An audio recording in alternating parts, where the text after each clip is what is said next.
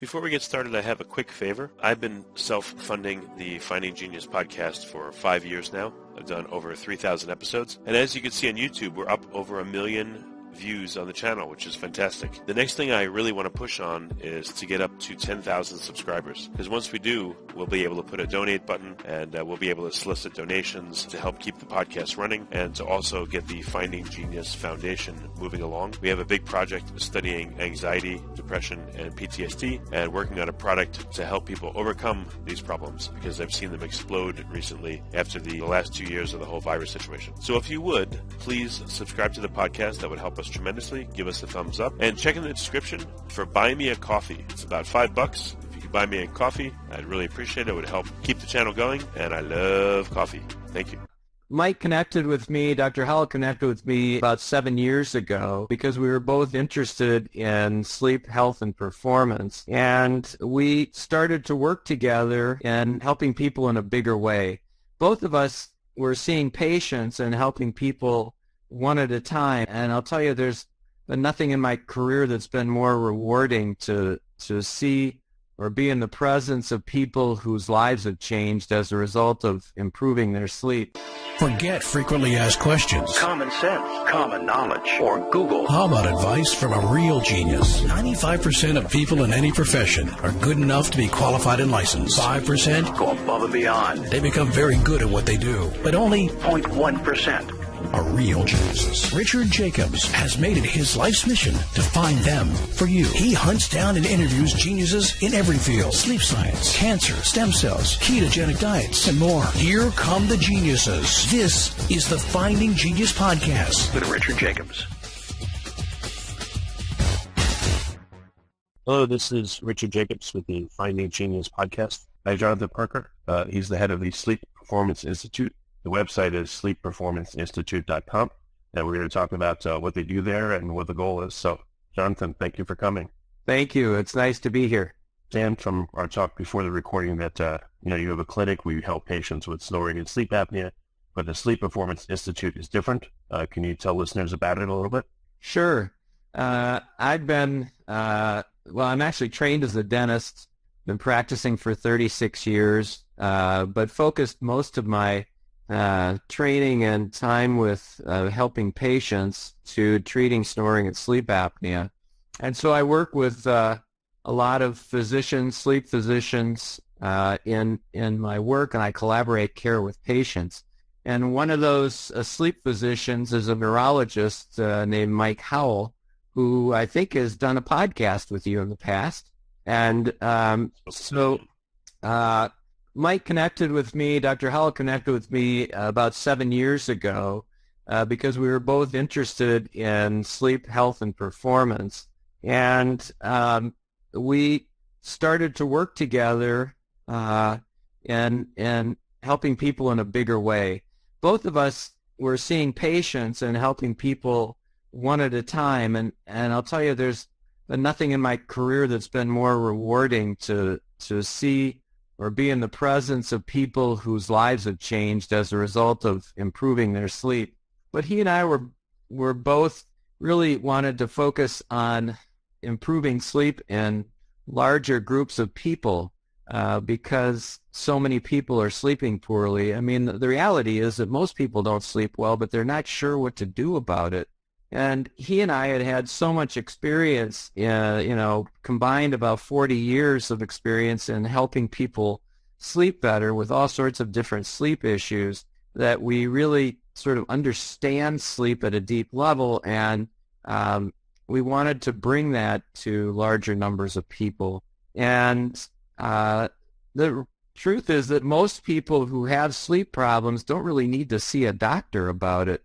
They just need to understand the problem, understand the challenges they're having, and understand sleep, and then be given some ways to resolve it without using medications or medical devices or surgery.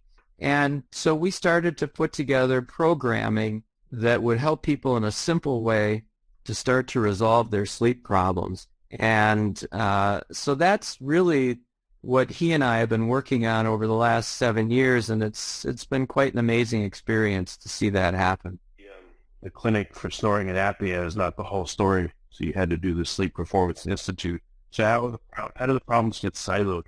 Who sees you in the snoring and apnea part, and who goes to the Sleep Performance Institute? Why? Well, they're very different. So in my practice, where I treat people with snoring and sleep apnea, most of those people have already seen somebody like Dr. Howell, like a sleep physician or their primary physician, with a complaint of snoring and the symptoms of apnea. And many of them have gone through some sort of assessment or sleep testing to confirm that they have sleep apnea. And the treatment of choice for people with sleep apnea is CPAP, continuous positive airway pressure. It's basically a mask and a blower, and it blows air through the hose and mask through your nose to open up the airway to help you sleep better at night, because people with sleep apnea stop breathing. Snoring is sort of self-explanatory. And it doesn't only affect the person sleeping. As a matter of fact, most of the time it doesn't affect the person sleeping. It affects their sleep partner. I know I've woken up and my kids have said, "Dad, you were snoring." I had no clue. That's right. That's right. So, and CPAP is highly effective in treating people with sleep apnea, but only 50% of people who use the CPAP can tolerate it. So many people need an alternative option. So they're sent to my office because we use oral appliances, dental devices that fit over the upper and lower teeth, and they hold the jaw slightly forward, and that opens the airway to help people breathe, and it resolves snoring.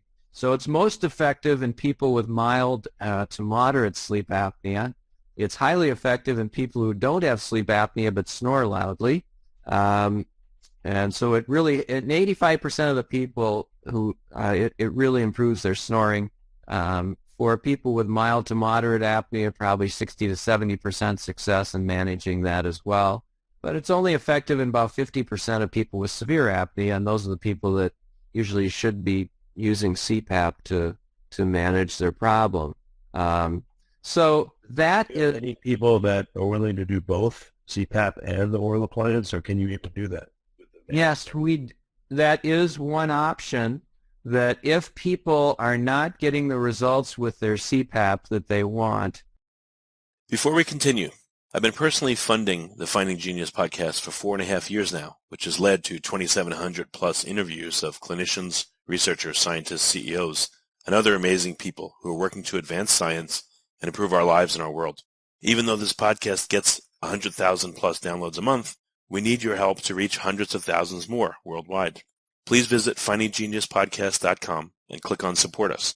We have 3 levels of membership from $10 to $49 a month, including perks such as the ability to see ahead in our interview calendar and ask questions of upcoming guests, transcripts of podcasts you're interested in, the ability to request specific topics or guests, and more. Visit findinggeniuspodcast.com and click Support Us today. Now back to the show. Or that the sleep physician that they're working with wants. Then we do combinations of therapy periodically, and if they wear the appliance, it will help to stabilize the airway so that blowing air in is much easier and makes it easier for the patient to tolerate. So the answer is yes, we do both, but it's usually in people with more severe apnea, where the CPAP alone isn't enough or isn't tolerable enough. So in the Sleep Performance Institute, though, are you still working on the same problems just with different people, or are the problems different, the remedies different? The problem is different. So the Sleep Performance Institute is a completely separate company or business. And what we know is that, like I mentioned, most people don't sleep well, and they're not sure what to do about it. And by not sleeping well, what I mean is they struggle falling asleep or staying asleep. And when people will complain of difficulty falling asleep or staying asleep, and you ask them, well, what is it that is causing this? They'll say, well, I can't shut my mind down. I lie down in bed and my mind starts racing, and then my task list, I've got to do this, this, and this tomorrow, and they can't drift off to sleep. or they wake up during the night and the same thing starts to happen, or they can't get comfortable during sleep, so they're restless. So there are huge numbers of people with this issue, and they just figure that, hey, that's me, but they don't know what to do about it. So Dr. Howell and I, based on our experience, have created programs to help people understand what it is that's triggering these issues, and then give them a step-by-step process that is fun and interesting and engaging to help them resolve it. So what The question here, or quick observation, is that I've spoken to a lot of people about sleep, and I've heard a lot of them say, you probably have too, oh yeah, I sleep pretty well, but yet they're having, symptom this, that, or the other. And it's funny, it's simply because you're literally not aware, you're unconscious, so you don't know what's going on, whether you're snoring or this, that, or the other, and even if you have arousals, you may not wake up all the way, so it makes it hard to figure out what happened when you slept. You're not aware, you haven't thought about it. exactly? A dream, 15 minutes after you wake up, it's like a dream, you just kind of forget about it. Right. So there are three key elements there. Number one is, in order to feel refreshed and really live your life to its fullest, we need to sleep well. And sleeping well means that our quality of sleep is good, that our length of sleep is good, and that the timing of our sleep is consistent with each of us. And so quality, length, and timing of sleep are absolutely essential for getting good, healthy sleep. And for many people, they're not getting enough sleep. They're not getting it at the right time according to their natural body clock. And like you said, their sleep is disrupted for some reason during the night, but they're unaware of it. And so, the technology that's out there, you can buy a Fitbit or a Jawbone or an Apple Watch, whatever technology you want, and it will give you information about how much you're moving around at night, or maybe your quality of sleep, which you weren't aware of. But the question is, why aren't you feeling well? Why aren't you sleeping well? And so we need to help people understand sleep and then help them try and identify what it is that is impacting their quality of sleep, or educate them well enough to be able to understand what their body clock says or when they should be sleeping. I mean, you've probably experienced that as it relates to timing of sleep. We say, you need 8 hours of sleep, and normally you go to bed at 10:30 and you wake up at 6:30 and you feel pretty good. But the nights you go to bed at 1, you've been out to, with friends, you get to bed at 1 in the morning and you wake up at 9 or 9:30, you don't feel as rested. That's because the timing of your sleep is not consistent with your circadian rhythm or your body clock. And so you're not going to feel rested if you don't sleep within the timing, your own natural timing. So those are little things. Question here, circadian question.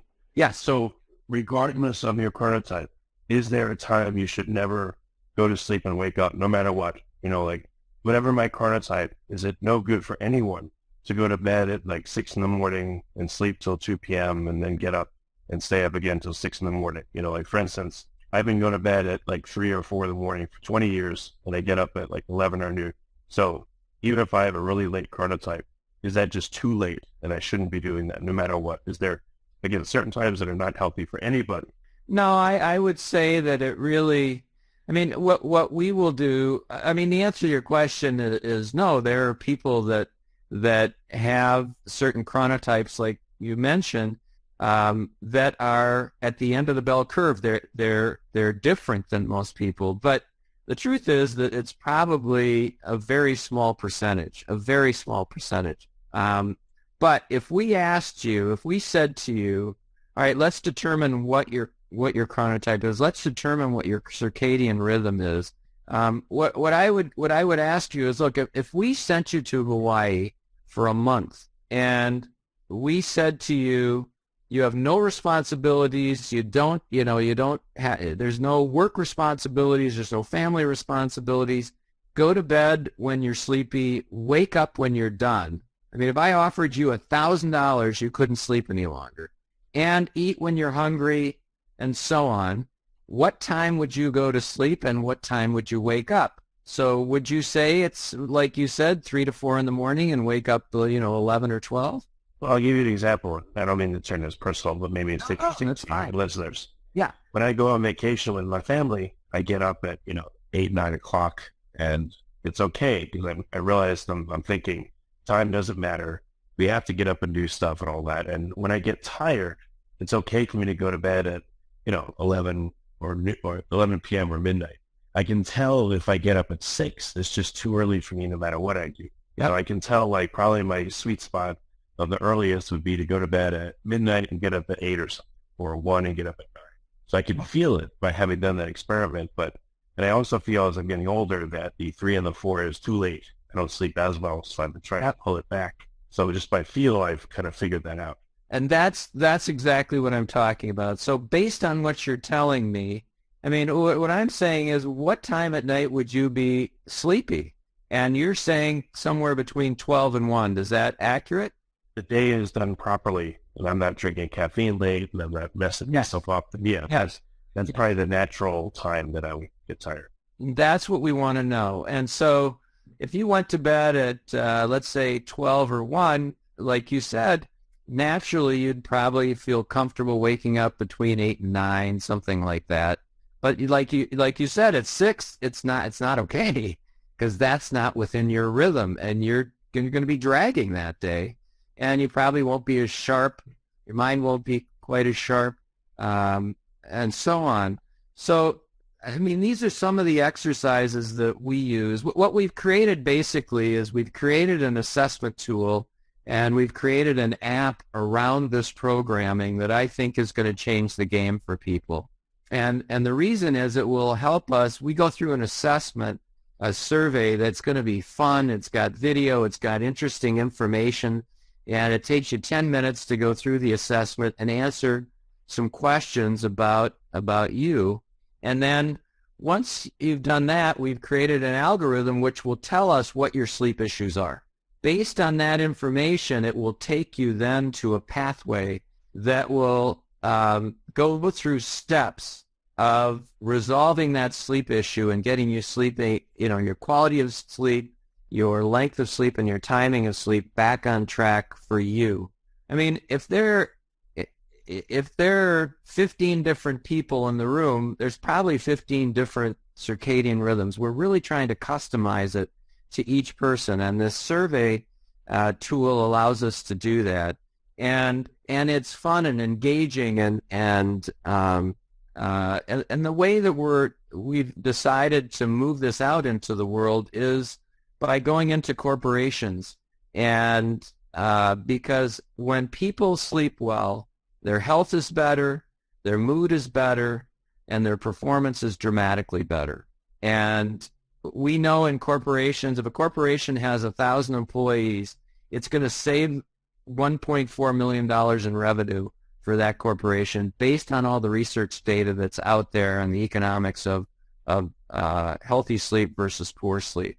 And so that's why a lot of companies are interested in engaging in this, and because they look at the bottom line. We're more interested in looking at it.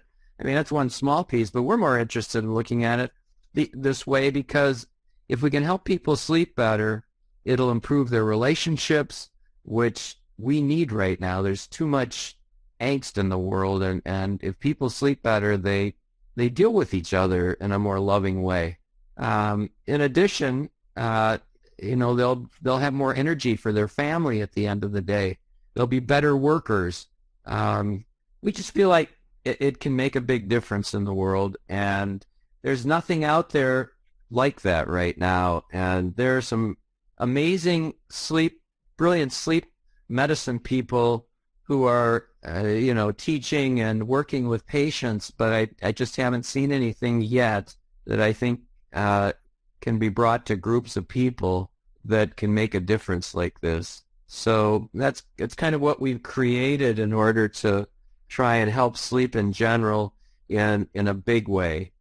We also are going to sports teams. We've met with a couple of professional sports teams who are interested in it because it dramatically changes performance, speed, split-second decision-making, reaction time, strength, endurance.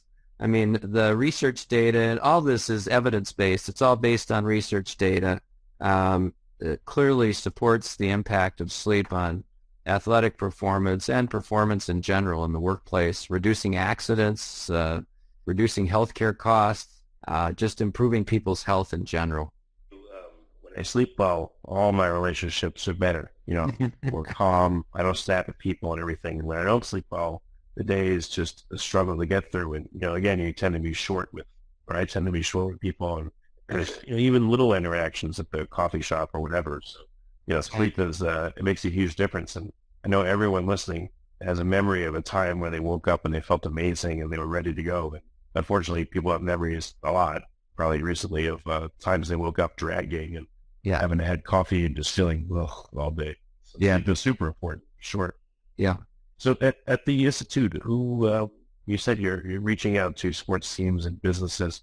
Yeah. Like, who are the people that have successfully gone through the program, and what does that look like? Any case studies, without names? Yeah. So recently we worked with a firm that does work with emerging companies, and just they wanted to engage us because they wanted better performance out of their workers, and they could tell that the employees, because of the long hours, were struggling at times, and the quality of the work they wanted to see improve.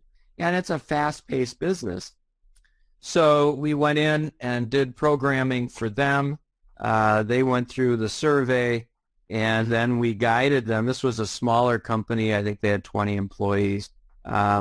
And they noticed a difference within a week. And the co-founders of the company both engaged in it, and they both were involved in. Are you familiar with CrossFit, which is training and fitness exercise program? So they were both involved in training and competing.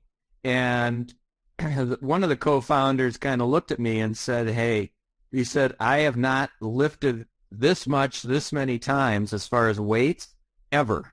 And he what he did is he changed his whole schedule so that instead of staying up later at night and trying to finish projects, he was going to bed at 8:30 or 9 and getting up at 5 or 4:30 to work before anybody else was up.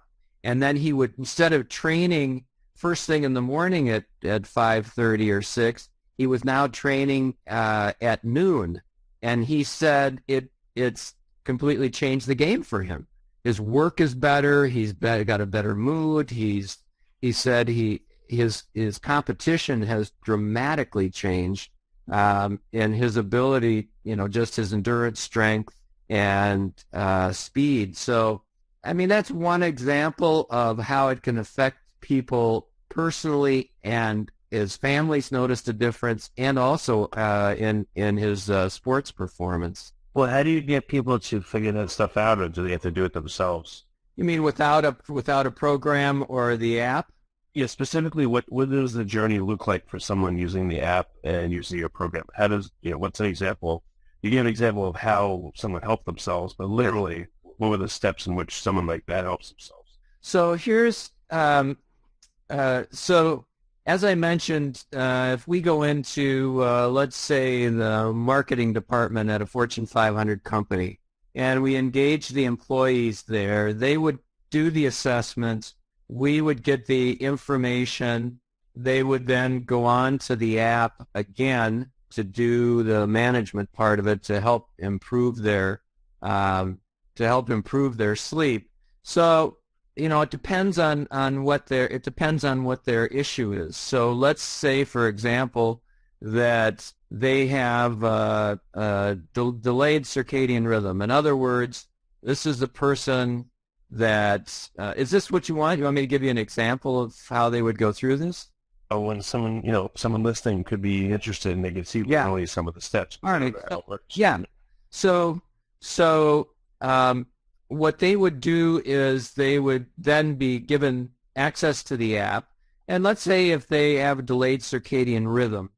So this is somebody who, let's say, wants to go to bed with their spouse at 10 o'clock, and their spouse falls asleep right away, but they can't, their mind starts going.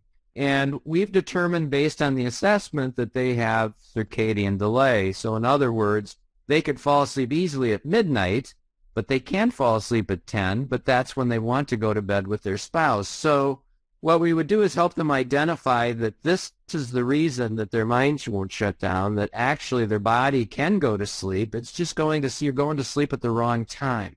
So we would help them identify that, and we give them some steps to shifting that. For example, we may have them, since we want to shift their sleep timing, we would have them go through a number of steps that would be educational, be fun. They'd learn about what, and a lot of the things I just mentioned, but many more things about sleep and how it fits with their own sleep.